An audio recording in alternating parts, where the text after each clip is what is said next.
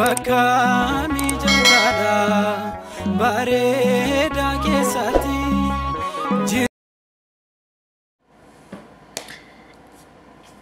Ashama harka fuunee jirra jirtu hordoftoota kiyya jaallatamuudhaaf kabajamoo nagaa waaqayyo isiniif haa ta'u akkam jirtan jecha egaa guyyaa irraa kana viidiyoo addaa tokko qabadheen dhufee jira. Dursa garuu odoo gara dhimmicha irraa dhufeetitti haasa'uutti hin darbin dura dhaamsa obboleessa keenyaatu obboleetti keenyaatu waan hin beeku garuu akkaawuntiin feekidha. Koomentii dheeraa wayinaa barreessamee ture karaa yuutuubii koomenticha as gubbaarra isiniif hin kaa'an dubbifattu. Koomentichi maal jedhaa waa'ee dhimma obboleetti keenya warqee irratti warqeen mana sadaffaa gurguramte kana dura mana ji'a jaha turte achillee ulfaan dhufte kanatti gurguramte kanarratti immoo inni naaf ulfoofte se'ee gammadee garuu gaafa laalu ulfi ji'a jahaa achi booda saafarsiisudha kiyya ka isaan akkan taane gaafan baru galiitoo maatii kee biratti dahii gootu si fuudha jedheeni saafarsiisudha gaafa jedhu harka qabamte akkasumas ammas gaafa mana sadaffaatti ji'a tokko qaxaramte gurguramte kan jedhu akkasumas koomentii kiyya kana uummata hundaan dhaamsa koo kana uummata Oromoo guutuudhaan naa qaqqabsiisii naan jedhe jechaadha abbaan koomentii kana. Abbaa koomentii kana garuu waan abbaan barbaade ani dhimmicha irraa osoo dhufeet taa'in itti dhimmichi koomentichi viidiyoo ani waa'ee warqee maxxanse jalatti naaf barraa'e garuu abbichi na dhaamsa kana uummata hundaan naa ga'i waan naan jedheef koomentii asirra isinii kaa'a koomentii abbaa sanii dubbisaa. Kanuma jechuu barbaada san dhugaa rabbii naa baasu dhugaa waaqa bira jiraan wanni beeynu hin jiru mucayyoon biyya ulfaa'ee dhufes jetti waan sodaa waan qabduuf waan gootuun dubbattu. Egaa dhimmi an guyyaa irraa dubbachuu dhufe immoo dhimma biraa waan ta'eef garuu namoonni abbaan dhimma koomentii kana na beeksisi waan naan jedheef namoota yaada dhedheeraa akkasii nu barreessitan piinsinii goona akka namoonni illee dubbisuu danda'an akkasumas immoo sheersinii goone ol sinii maxxansina akka riyoota namoota bira sinii ga'u hundi keessanuu yaada qeeqa komii dhaamsa'uu qabaattan sinii maxxansina akkasumas namni beeksisa hojjechiifachuu barbaadan investimentii yoo qabaattan faayilii isaa guutuu faana lakkoofsa yoo dhimma beeksifattan qabaattan waa'ee hojii biizinasa keessanii haa ta'u wantoota garaagaraa haa ta'u namoonni beeksifachuu barbaadan yoo jiraatanii lakkoofsa isiniif hin maxxansa lakkoofsa kiyya jechaadha karaa lakkoofsa kiyya karaa waasaapii na qunnamtanii faayilii isaa guutuu waa'ee irraa hojjetachuu barbaadan faayilii isaa guutuu irraa hojjettanii faayilii isaa guutuu irraa isinii maxxansee faayilii isaa guuturraa jechaadha isinii maxxanseetoo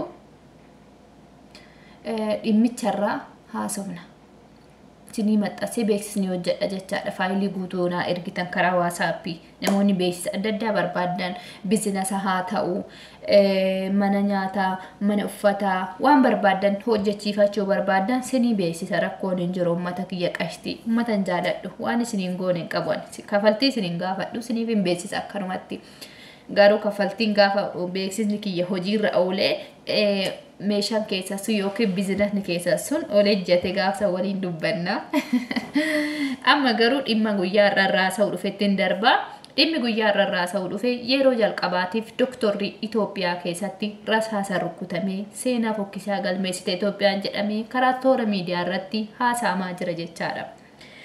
Egaa akkuma beekamu Itoophiyaa maaliif doktoroota fi barsiisota hiriira mallaqaa jireenya nutti qaala'ee waan nyaannu dhabnee jirraa beelli nu fixee nama yaaluudhaaf dirqama nyaata nu barbaachisa gaafa jedhan kaabineen gandaa qoricha fuudhanii uummata mandara keessa deemanii osoo qorichi sun qoratamee qoricha maalii akka hin taane muuxannoodhaan ala ijoollee hawaasaa kittibaata kennaa jiran kaabineen gandaa. Kuni hawaasa keessatti dogongora guddaadha. Maaliifii osoo qorichi sun dogongoramee qoricha nama ajjeesullee ta'ee daa'imman hawaasaa lubbuun darbuu danda'a. Kanaafuu pilis waan akkasiisanillee akka dhiistan uummata Itoophiyaa guutuu gaafanna jechaadha. Egaa guyyaa har'aa maal jechuun barbaade doktorri maaliif rukutama? Doktorri barsiisan ija uummataati.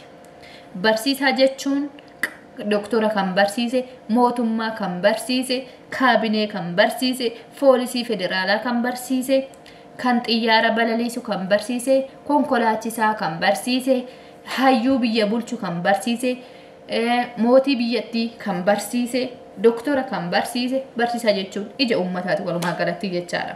Barsiisadhaaf mindaan isaa madaalu hin kennamne Itoophiyaa keessatti. biyyoota biraa gaafa fudhannu doktoraa fi barsiisaa mindaan isaanii baay'ee sadarkaa irra jira jechaadha, sadarkaa olaanaa. Garuu Itoophiyaa keessatti doktorri mallaqa gahaa hin qabanii surreen jiinsii akka bitatanii uffachuudhaaf birrii 10,000 garuu damoosni isaanii 20,000 hin caalu.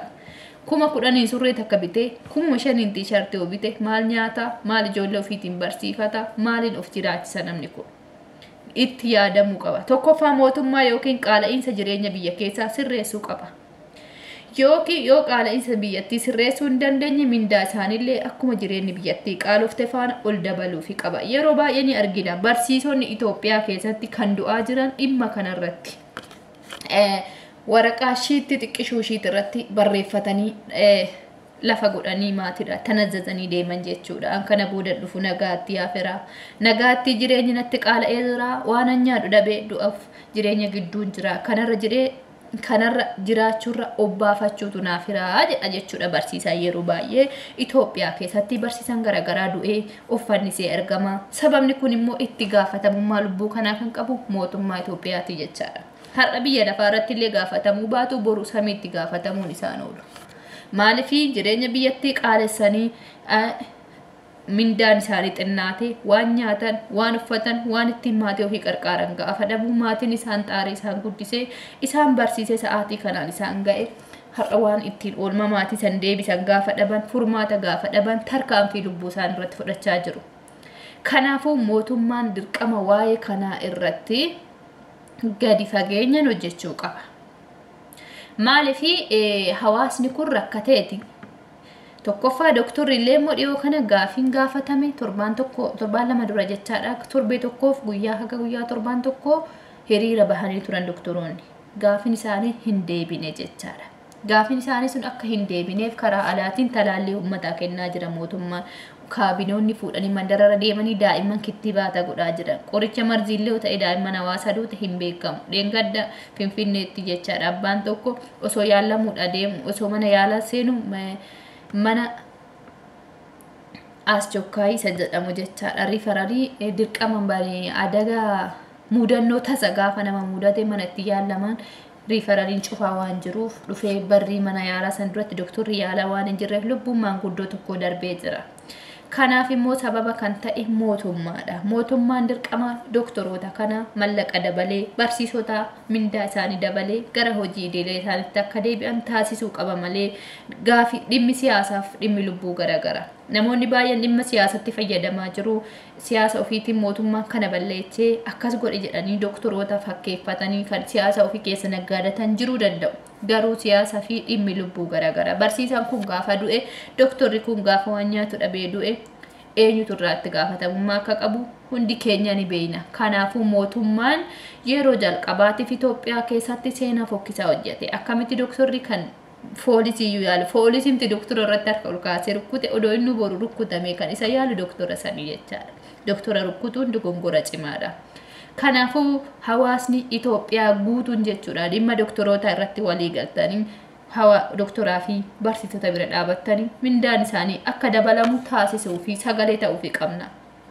Kanan ta'u taanaan rakkoon biyya keenya furmaatan argatu. Nutis bor ijoollee keenya barsiifannee doktora ta'uu danda'u, barsiisa ta'uu danda'u, waajjira hojjetuu danda'u, waan isaan carraan qabuun beeku. Mindaan isaanii gaafa kana ta'e ijoolleen keenya maalirra akka gahan beekuu qabna, yaaduu qabna. Sagaleen ilmaan keenya jarri kun illee jechaadha. Doktoroonni kun ijoollee keenya, obbolaa keenya, ija uummataati jechaadha. Doktoraaf barsiisaa jechuun akka gootitti ija bitaa mirgaati. Barsiisaan doktora malee hin turu, doktorri barsiisaa malee hin turu. Kanaafuu dhimmi barsiisotaa fi dhimmi doktorootaa daddafee furmaata argachuudha baannaan lubbuun namootaa baay'ee darbaa jira. Akkamitti doktora rukkuta? Doktora rukkutuun dogongora guddaa waan ta'eef kanaafuu piliis warroonni doktora irratti harka keessan ol kaastan dhiisaa piliis ta'uu bakka doktorochi laa ijjaachuu attaansu. Doktora atmitu. In ajjeesina ati gidul doktorochu. Aadaraachoo. Amaanaan nusinitti kennannu hawaasni keenya foolisiin Finfinnee keessa jirtanii fi foolisiin naannawa Oromiyaa naannawa kam keessa jirtan oniin Itoophiyaa keessa kan jirtan hawaasa foolisiidhaa fi barsiisaa irratti doktoraa fi barsiisaa irratti harka keessan waliin kaasna. Maalifi poolisiin tokko osootti waraanatti rukkutamee dhufe kan yaale lubbuusaa oolchuu danda'u doktora sanii jechaadha.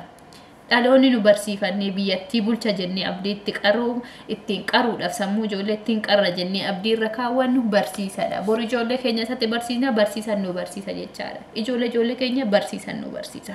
Kanaafuu barsiisan miti damoosni isaa birrii 15,000 20 miti 100 xiqqaata jedhee amanaani. Maalifi kaffalamuu fi qaba mindaan isaanin madaale hookiin jireenya akka duriitti deebisanii biyyattii tasgabbeessanii qaala'insa jireenya Itoophiyaa keessa balleessanii Itoophiyaan jireenya gaarii akka jiraattu hiyyeessi shamatatee quufee akka buluu danda'u akka duraanitti jireenya gad deebisuu qabu. Kana ta'uu baannaan garuu dirqama hawaasni keenya furmaata kanaaf sagalee ta'uu qabna. Sagalee ija tokkoon ta'a. Achi doktorri tokko hiriira gaafa bahe asii naannoo biraatizim jedhee taa'uun qabu. Wal fakkaatee mana yaalaa guutuurratti hawaasni wajjiin bahee sagalee ta'uu qaba. Mootummaan dirqama kana deebisuu qaba please. Dhimma kana sheer godhaatii hundi keessanuu sagalee ta'uufi qabna. Egaa akkuma beekamu guyyaa har'aa dhimma doktoraa fi dhimma barsiisaa irraa dubbachuudhaafan dhufe waan dhaggeeffataniif galatoomaa. Viidiyoo biraatiin walitti deebina. Akka immoo viidiyoon doktorootaa fi barsiisotaa deebii argatee qaala'insi jireenyaa sirreeffamee fi yookiin mindaan isaanii eedamee fi akka hojii idilee isaanitti deebi'an abdii qabna. Hundi keessanuu dhimma kanarraa sagalee ta'aa isiniin jedha. Galatoomaa. Viidiyoo biraatiin walitti deebitu turtii gaarii.